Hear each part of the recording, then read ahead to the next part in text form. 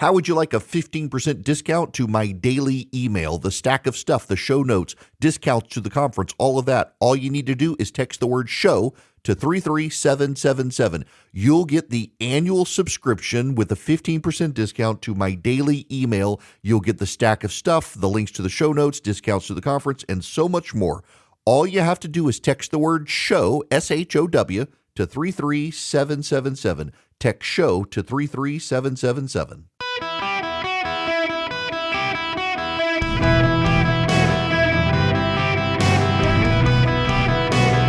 Welcome to the Eric Erickson Show podcast, Hour 2.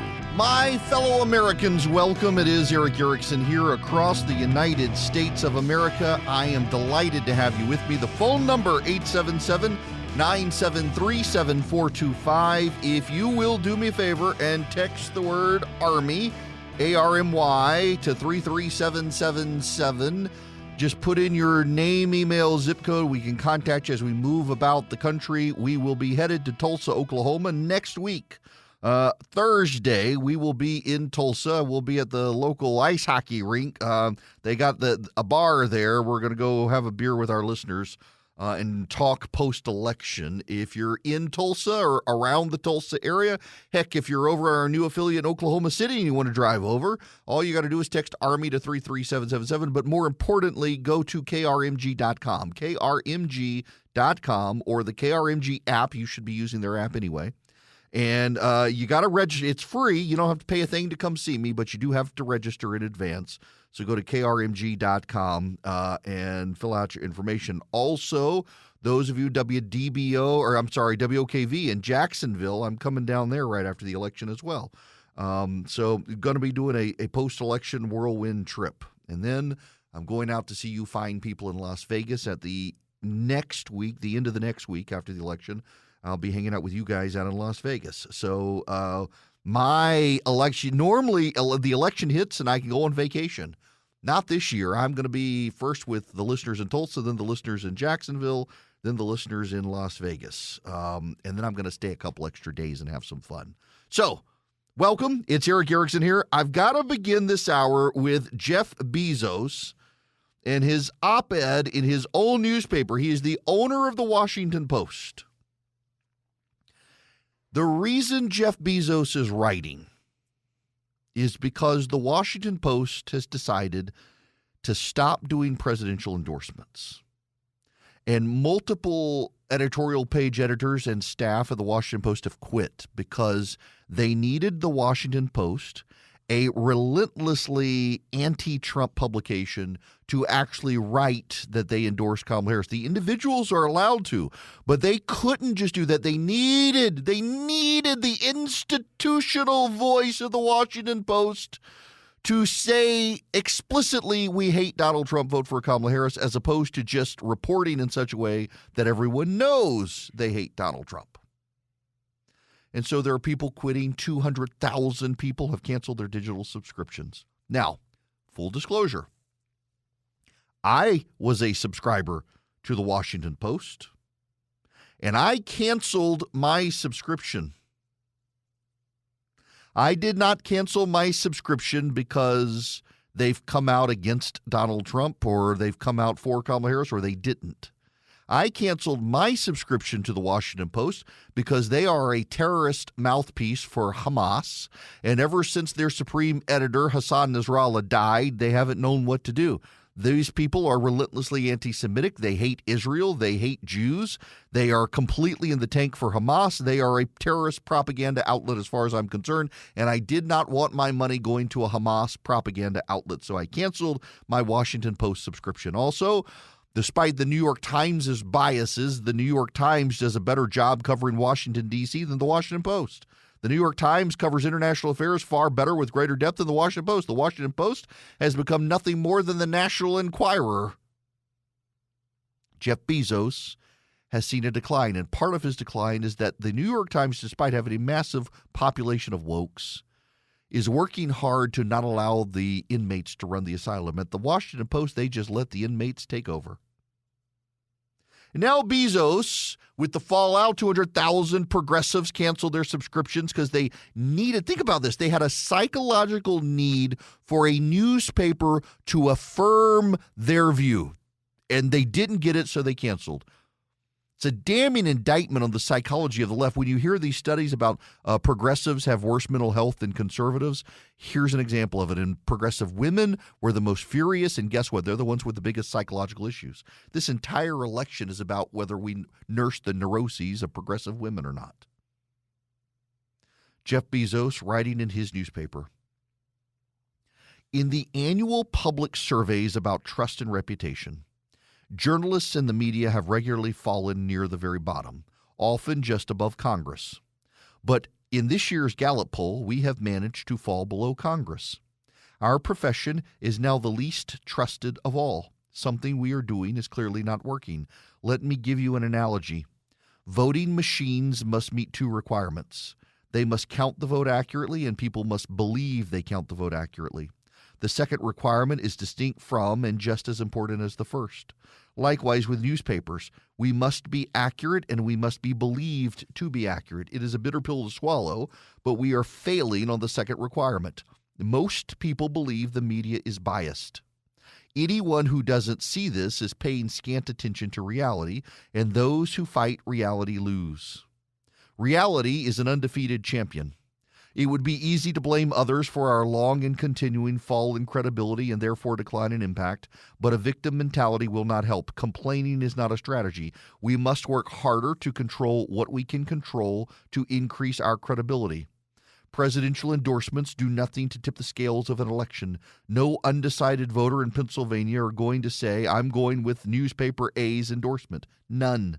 What presidential endorsements actually do is create a perception of bias, a perception of non-independence. Ending them is a principled decision, and it's the right one. Eugene Meyer, publisher of the Washington Post from 1933 to 1946, thought the same, and he was right. By itself, declining to endorse presidential candidates is not enough to move us very far up the trust scale, but it's a meaningful step in the right direction. I wish we had made the change earlier than we did, in a moment further from the election and the emotions around it. That was inadequate planning and not some intentional strategy. I want to pull back the curtain a little bit and talk radio shop with you. I'll be somewhat vague because I didn't get pre-clearance to talk about this. One of my stations wanted to make a change to its lineup. And in making a change to its lineup, that station decided it wanted to be much more local with less nationally syndicated people. Why?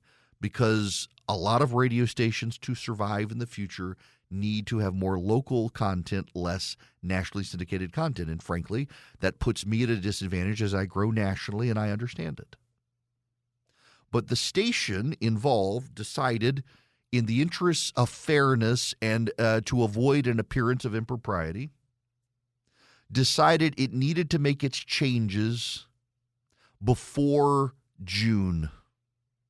Because in June, the presidential nominations would be decided. We would have political conventions in July and August. And we didn't want any listener in that station to perceive that there was a political bias in changing the lineup, because there wasn't. It had everything to do with, for the revenue of the station, the ratings, and the survivability of the station long term. It needed to be all local as much as possible, with me being an exception as a national host. And it worked out well. Station ratings have gone up, and no one complained that there was some sort of motivating bias. So I get Jeff Bezos' point that they should have made this decision earlier in the year, and no one would have said anything. Had you done it in the presidential primaries and said, look, we're not going to endorse for president this year, no one would have complained. But because it happened 2 weeks before the general election, people smelled a rat. As he says, that's not the problem. The problem is trust in the media, and that trust is collapsing. On the same day Jeff Bezos said this statement, CNN proved him right. Abby Phillips has a show on CNN, at night. It's a roundtable discussion, sometimes gets heated. They've asked me several times to fly up to New York. I've declined. A few weeks ago, Ryan Godesky from the Daily Wire was on this program and talked about the Ferguson effect. The people around him, including Abby Phillips, the anchor, were clueless and incredulous. The Ferguson effect is an actual documented phenomenon that the police stopped policing after the fallout from the George Floyd riots and the shooting of Michael Brown in Ferguson, Missouri. The Ferguson effect, many local police jurisdictions say, caused police to sit on their hands. And then you had the summer riots in Atlanta. Crime went up because the mayor at the time, Keisha Crimeway Bottoms, decided to stand with the rioters against the police and made the police the bad guy. And a whole lot of police officers quit their jobs, moved elsewhere, or stopped patrolling aggressively.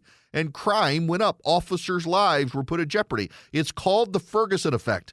And when Ryan Godesky pointed that out on CNN, everyone in the rally was like, I can't believe you would suggest this. I can't believe this. This is not a thing. You're making it up. Abby Phillips, the anchor of the program, was incredulous about it. I can't believe this Ferguson. What is this? When she was a writer at the Washington Post, Abby Phillips had written about the Ferguson effect and then had no clue what Ryan Godesky was talking about. Last night on CNN, Mehdi Hassan, who has questionable ties to the Qataris and was even too anti-Semitic for MSNBC to continue to employ, was on her program. And he began to refer to Republicans as Nazis. He began to argue with Ryan Godesky. And things got a little heated. If you don't want to be called Nazis, stop doing. You're called an anti-Semite more than anyone else at this table. Yeah. And people would sit there and no, by me. I never called you an anti-Semite. Okay. I mean, I'm not sitting here saying I'm a supporter of the Palestinians. So I'm used to it. Yeah. I hope your beeper doesn't go off. The thing is that. I hope your beeper doesn't go off. Mehdi Hassan got outraged and they removed Ryan Godesky from the program. In the middle of the program, they threw him off, and today CNN has said he's banned for life. Mehdi Hassan can go on television and call Republicans Nazis. Ryan Godesky cannot make a joke about Mehdi Hassan's beeper going off. This is par for the course for CNN. CNN embraced a Democratic strategy after the 2020 election. Democrats started using the phrase, the big lie, about Donald Trump's lies, and let's be clear here, I'm on the side of they were lies about the election. The phrase, the big lie, is a direct tie to the Nazis, and the Nazis' lies about the Jews. In fact, historically, that's what the big lie means. The phrase, the big lie, relates to the Nazis' lies about the Jews. The Democrats started using that phrase about election lies after 2020, and CNN as a network has allowed not just its reporters but its anchors to use the phrase the big lie. It is a direct tie between the Republicans and the Nazis that this network has editorially embraced. And last night, CNN editorially embraced being able to call Republicans Nazis on television without any repercussions. But you make a joke about an anti-Semite's beeper going off, you're banned for life. CNN has picked a side, and that side is the one that can call Republicans Nazis and implicate them in Nazi-like behaviors, even though there is no behavior like the Nazis being engaged in by Republicans. But it's perfectly admissible at CNN. It's perfectly allowed. And this is the sort of stuff Jeff Bezos is calling out. Bezos is right. But one of the fallbacks for the Washington Post is they want more conservative voices on their opinion page. I mean, when they fire Jen Rubin, they'll be making a decision in the right direction, but that's not their problem. The Washington Post needs conservative editors who challenge their liberal reporters with a conservative worldview. The Washington Post needs conservative reporters who are reporting the stories that the liberals refuse to report. The Washington Post needs conservative editors who back the conservative reporters to get their views on stories of the newspaper. It's a worldview issue that is destroying the American media. They are in a progressive bubble with the left. They are unaware of stories that conservatives talk about on conservative talk radio. They're unaware of the stories. They're unaware of the double standards. I'll put it to you this way. I've mentioned this before. on the same weekend that there was a mass shooting in Alabama at a birthday party. There was a white girl killed by an old man in New York, and a black boy who was shot through the door of a home by an elderly white man in Missouri. The National Press Corps, all of them, including the Washington Post and CNN, fixated on the young black man who was shot through the door by an 80-year-old white man in Missouri. They mostly ignored the mass shooting in Alabama because it was black-on-black violence, and they mostly ignored the girl who died in New York because it was white-on-white violence, even though it was a very similar scenario to the one in Missouri. The media has taken an intersectional, race-based view of the news that is a left-wing worldview, and as a result, they're missing major news stories because of their progressive biases. Good for Jeff Bezos recognizing it. It's one thing, though, to recognize it and another to do something about it. Greetings, conversationalists. It is Eric Erickson here. We need to discuss Tim Walz. He apparently has had a relationship of some kind with a woman in China back in the day who had direct ties to the Chinese Communist Party. It does make you wonder. You got the little Eric Swalwell situation, and you've got now the Tim Walz situation in China. They sure do have a thing, these communists, for the Democrats. There are still a lot of unanswered questions about Tim Walz's time in China, who paid for the trips, all those sorts of things that are deeply disturbing, frankly, and cast doubts on, well, his integrity as a candidate. Notice the media prefers not to talk about those things. And you have to talk about it. I, as a conservative host, feel obligated to talk about these stories because they're not going to make it into the mainstream media. Because the media, like Jeff Bezos points out, is biased. It has picked a side. Interestingly enough, Bezos does not say in his op-ed what side the media has picked, but we all know it.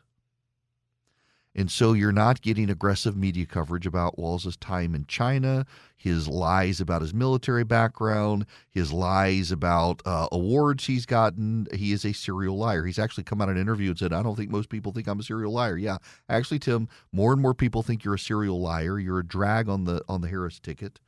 And now it appears you might have had a relationship with a woman with high ties to the Chinese Communist Party, and also you and your wife have a deeply weird relationship. For a man who wants to call the Republicans weird, y'all are some weird people. It's not just Minnesota nice. Y'all got some super weirdness. But I digress. Now let me tell you about my bank, Old Glory Bank. Old Glory Bank is a bank by conservatives for conservatives. They're not going to cancel your bank account because you're a conservative, because you take conservative public positions, or because you want to buy a gun out of your bank account. They'll actually allow you to do that, unlike some banks, including one I was once a part of. You can even though it's an online bank, deposit cash into your online bank account using their great app. You can get home loans, your mortgage, loans for cars, so much more from Old Glory Bank. What's notable is that they actually give you a relationship with a banker that's not going to change overnight. It's a great bank, y'all. I have no fee checking, no fee savings account. I've had them for more than a year. Before they were an advertiser, they were my bank. I've now even invested in the bank. I just believe in this bank so much. If you need a new bank and you're a little bit hesitant, don't be hesitant at all. Old Glory Bank is there for you. They're online, but they're there for you. OldGloryBank.com. OldGloryBank.com. You can get an account in less than 8 minutes online. OldGloryBank.com. Member FDIC. Equal housing lender. Terms and conditions apply. Greetings, conversationalists. Coming up at the top of the hour, the Lieutenant Governor of the state of Georgia, Burt Jones, is going to join me. He spoke at the Trump rally yesterday, where, by the way, President Trump actually gave me a shout-out. What's so remarkable is I had just one friend text me and say, hey, Trump mentioned you at his rally. And only one person, I didn't believe him because nobody else texted me. Sure enough, Donald Trump quoted me to his crowd. He had two rallies in Georgia yesterday. One was a faith-based rally, and it was to them that he quoted me about his shooting and how it was a miracle he survived, and God plays some role. At the top of the hour, though, Burt Jones, who spoke at his big rally yesterday, is going to join me. He's also a Trump surrogate in the state of Georgia, the lieutenant governor. Right now, I'm going to make everybody mad. It's what I do best. I make everybody mad. Some of you are going to really be upset. Now, I'm going to preface it with this. It's my show. And I'm going to tell you exactly what I think. I'm not going to hide anything from you. I'm not going to sugarcoat it. And I'm not taking your calls about it. You can email angrily if you need to, but I'm not going to waste my time with your phone calls on this particular topic. So the backstory. I am a columnist with World Magazine. I got asked by World to participate in a symposium. What is the thing as a person of faith, not just as an American, a Republican, a conservative, whatever, as a person of faith, what am I most concerned about with this election?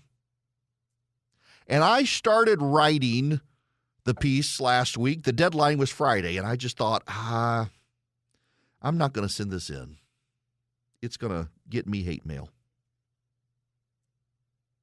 And then today, Andrew Walker, the editor, texted me and said, we need your piece. I said, I don't think you're going to want my piece. You're going to read it and cancel me. And he said, no, we want your piece. What are you concerned about as a Christian in this election season? What are you concerned about? I said, all right, I'm going to give you my piece. You're not going to like it. Maybe you will. I don't know. But I'm going to tell you what I wrote.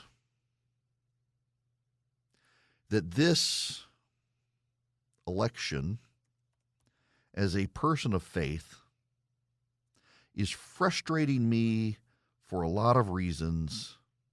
And one of those reasons is the auxiliary verbs that we're using for this election. You know what an auxiliary verb is? An auxiliary verb is a verb that provides context to the primary verb. I vote becomes I could vote, I should vote, I would vote, I can vote. An auxiliary verb changes the mood of the verb, the mode by which the verb operates. And so I'm hearing a lot of auxiliary verbs out there. No Christian can vote for Kamala Harris. I bet many of you listening right now believe that statement. No Christian, no real Christian can vote for Kamala Harris. I'm here to tell you, Christian, you can vote for Kamala Harris. That's different from whether you should vote for Kamala Harris, another auxiliary verb. Should you vote for Kamala Harris is different from can you vote for Kamala Harris. Kamala Harris authored the legislation to roll back the Religious Freedom Restoration Act in the United States Senate. Under her legislation, Orthodox Christian denominations, churches, and nonprofit groups would have been found in violation of the Constitution if they did not hire people who deviated from Christian sexual orthodoxy. She pushed far-left positions on abortion on demand, believing that until a child is fully out of the womb, it's okay to have an abortion. She has insisted that boys should be allowed to transition and be put in girls' sports and deprive girls of scholarships. She has even supported taking away the tax-exempt status of religious organizations that do not accept deviations to their religious orthodoxy, particularly on sexual identity. A Christian, there's another word for Christian. Anybody know the other word for the Christian? Anybody know a word for Christian? There's another word for Christian. It's called sinner. And a sinner can vote for Kamala Harris. Whether they should or not, they can vote for Kamala Harris. Some Christians are voting for Kamala Harris because they support her agenda. But I know a lot of Christians who are voting for Kamala Harris. Well, I shouldn't say a lot. I know some Christians who are voting for Kamala Harris. They despise her. They despise her agenda. They despise her positions. But they hate Donald Trump more. They believe Donald Trump is a threat to democracy and Kamala Harris is a known commodity who will be restrained by the federal court system. They believe the Republicans are going to take the Senate, so getting rid of the filibuster will be impossible, so they'll vote for Kamala Harris because they think Donald Trump is a bridge too far. He brings out the worst in people. He's a racist and a xenophobe. He's anti-democratic. He is an authoritarian, so they're voting for Kamala Harris not because they like her, but because they think they have to stop Donald Trump. Conversely, there are people who consider themselves Christians voting for Kamala Harris who definitively say no Christian can vote for Donald Trump. Actually, a Christian can vote for Donald Trump. A could vote for Donald Trump is different from a should vote for Donald Trump. A Christian, there's another word for Christian. Anybody know what that word for Christian is? Sinner. A sinner can vote for Donald Trump, regardless of whether they should or should not. They can because they can be a sinner and they can sin. Some Christians, though, they're voting for Donald Trump not because they support his agenda, but because they believe his positions are less offensive to Christians in the church than Kamala Harris's agenda. They see the Democrats as relentlessly hostile to people of faith. And, by the way, they're right. It's not the Christians persecuting Jack Phillips demanding he bake cakes for people. They are concerned about Donald Trump's character and his marriages. They're concerned about him waffling on the pro-life agenda. They're concerned about his suggestion that childhood gender transitions are fine as long as parents consent. But they know that Kamala Harris would be hostile to people of faith and church groups and nonprofits in the faith community. Some Christians seem willing to add to the gospel message and insist that only one candidate or the other is acceptable. In a lot of evangelical circles, the loudest voices insist no Christian could possibly be able to vote for Harris. And in mainline Christian denominations and the editorial pages of America, you've got Christians who insist no Christian could possibly vote for Donald Trump. What I find really notable is that the anti-Harris Christians are focused on her policies and the anti-Trump Christians are mostly focused on his character. And this is where my concerns about talking to you about this come in. Because I'm not just going to step on some of your toes, I'm going to step on some toes of friends of mine who I know are listening right now. My biggest concern is not the shrill rhetoric out there of you can't vote for her if you're a Christian, you can't vote for him if you're a Christian. It's the pastors and pulpits who are trying to not just tell Christians that they can vote in this election, but are stacking the deck so far in favor of Donald Trump, saying they might as well just come out and say, you're going to go to hell unless you vote for Donald Trump. They're not explicitly saying it, but they're making the case for one candidate, despite his moral failings, despite his compromised positions, is better than the other candidate. By the way, it's my position, too. I think if you're going to choose between Harris and Trump, you should be voting for Trump. Why? Because despite his terrible moral failings, and I think there are plenty of them, he's not actually out to get the church, take away its tax-exempt status, or force members of the congregation to hire people who violate their faith terms.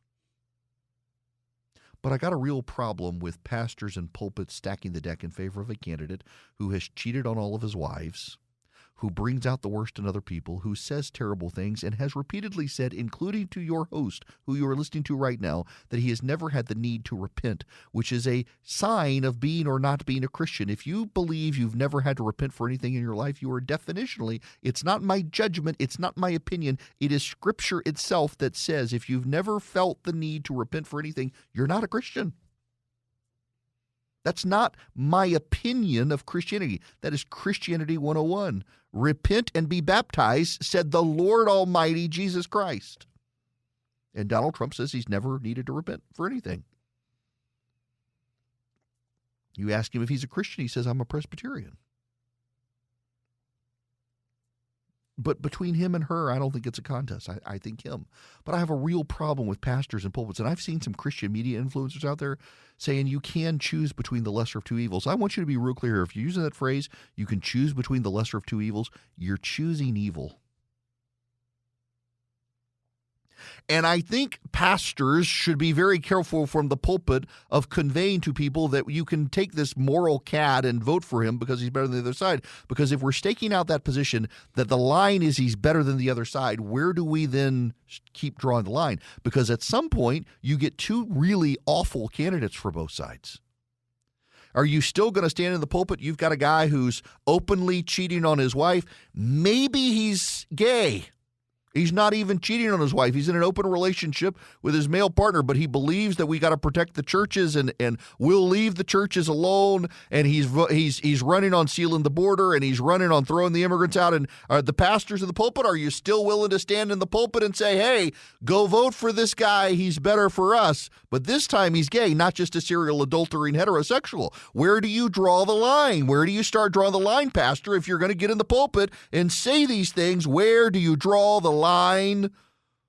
Or do you instead tell your congregation, you got two terrible characters. You as an American get to choose between them. It's not an indictment of your heart or soul who you choose. But whoever you choose, God's in charge, and his will be done. And your role as a Christian is more important than your role as an American, and that's to love God and love your neighbor. And if the way you're behaving in your political life harms your witness, then you need to change your behaviors. I don't have a problem with the pastor in a pulpit saying, go vote. You can do it as an American citizen. Your conscience is clear. I have a real problem with a pastor saying, that's the lesser of two evils. It's still choosing between the evils of two lessers. That's what concerns me about this election. Too many pastors and too many Christians have gone all in to add a political philosophy to their theology that any awful candidate is fine, so long as that awful candidate is better than the other awful candidate. And I have real reservations about the territory being staked out in that argument, as opposed to, you can go vote, you're an American, it's your right as an American, but do not conduct yourself in such a way that harms your witness. You got to love your neighbor even if your neighbor disagrees with you. That's my concern in this election. Where do we draw the line if we're so emotionally invested in the evils of two lessers? And regardless of how one can vote, should vote, would vote, might vote, must vote, we can't forget that at the end of the day, there are bigger issues than politics. And if we have our pastors so whipped up with existential frenzy about this election, they risk you losing perspective on what actually matters. That's my concern. We as people of faith should be cautious in imbibing the political spirits of the age when eternity is way more important than what happens next week, because eternity is way more important than what happens next week. I assure you, regardless of the histrionics of so many people, in 4 years, we're going to do this all over again. The question is, some of you might get to the judgment seat before that day. God's not going to ask you who you voted for. He's going to ask you about how you love your neighbor. And pastors and pulpits getting too political risk blurring that message and making you think that the election is more important than your neighbor. Just wanted to get that off my chest. Now, let me tell you about Hillsdale College. If you go to ericforhillsdale.com, E-R-I-C-K, ericforhillsdale.com, you can begin a relationship with Hillsdale College. You can get a free pocket Constitution, Declaration of Independence. You can get Imprimis completely for free. You can get Larry Arnn's lectures on the Constitution. They're actually really good. As a law student who was really good in con law, that was my undergraduate core in my history and political science majors, I even learned from Larry Arnn stuff I didn't appreciate or realize or process as an undergrad and in law school. You can get Victor Davis Hanson's lectures on citizenship, and you can also get the Hillsdale College Podcast Network completely for free. All of it, did I mention, for free? The Pocket Constitution, free. Imprimis, free. The lectures, free. The podcast, free. You go to Eric, E-R-I-C-K, ericforhillsdale.com today. Hillsdale College has had a mission since the 1800s to educate Americans where they were, regardless of their station in life. They were one of the very first colleges to desegregate in the 1800s. They want to approach every individual created in the image of God and provide them truth and facts, not indoctrination, but education. And it all begins for you by going to Eric, E-R-I-C-K, ericforhillsdale.com today. Greetings, conversationalists. Welcome. It is Eric Erickson here across the nation. The phone number 877-973-7425.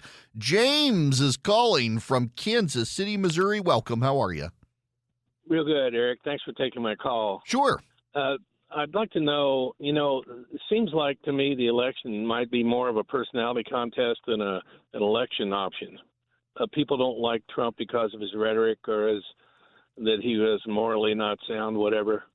And then Harris, well, how do you know you don't like her or do like her? Because you don't know what the heck she says each time. I think that when you vote for Trump as a conservative, I'm voting for what he'll do for America. Mm-hmm. I'm not voting for him because he maybe is morally not that great, let's say. Right. But what do you think? I mean, yeah, look, it is more and more personality contest driven these days, but also it's more party driven. You've got a Republican Party and Democratic Party, and they just happen to be the representative heads of the parties right now. In 4 years, it'll be two other people, and people will be making the same arguments over again. And the questions will be which party is hostile to you and your family and its values and its way of life and making money, which is supportive of it. And it'll be way more about those parties than it will be the individuals. But everybody also wants to be entertained right now, and that's one of the distinct things that I think Donald Trump kind of has going for him that people don't appreciate is that he's way more entertaining than Kamala Harris. He is way more entertaining. My ex-wife is, even say the word Trump and she goes into a frenzy. And starts shouting liberal commentary from any one of the liberal stations, about the fascist and all these other things that are absolutely ridiculous. Right. And it's hard to even talk to her. We're still friends after many years of being divorced, but she good for you. I can't get a word in edgewise with her. Just like when you were married. She's almost screaming. Yeah. Yeah, look. Well, no, they say you can't live with them, you can't kill them, so we got a divorce. It is there is an irrational rage. Like, for example, and James, let me let you go there. But so I got an email from listener. Yes, her name is Karen. I assume white lady. I can't believe you're criticizing Trump a week before the election or dogging Trump. Y'all, I tell you what I think, and you all know what I think. I'm not going to bite my tongue. I said I'm voting. I said I'm supporting him. I said that I think you should too, but I'm not going to hide from you what I actually think about the person. And there are people on both sides who are just irrationally emotional about it. There are people on the Republican side, too, who are as deeply irrationally angry about Kamala Harris as James's ex-wife is about Trump. The whole stuff on Trump, though, is so overblown that he's a Nazi, he's a fascist. No, he's not. He has no fascist ambitions. You just don't like him, and Democrats call everyone they don't like a fascist and a racist. That's all it is. They have no other attack against him.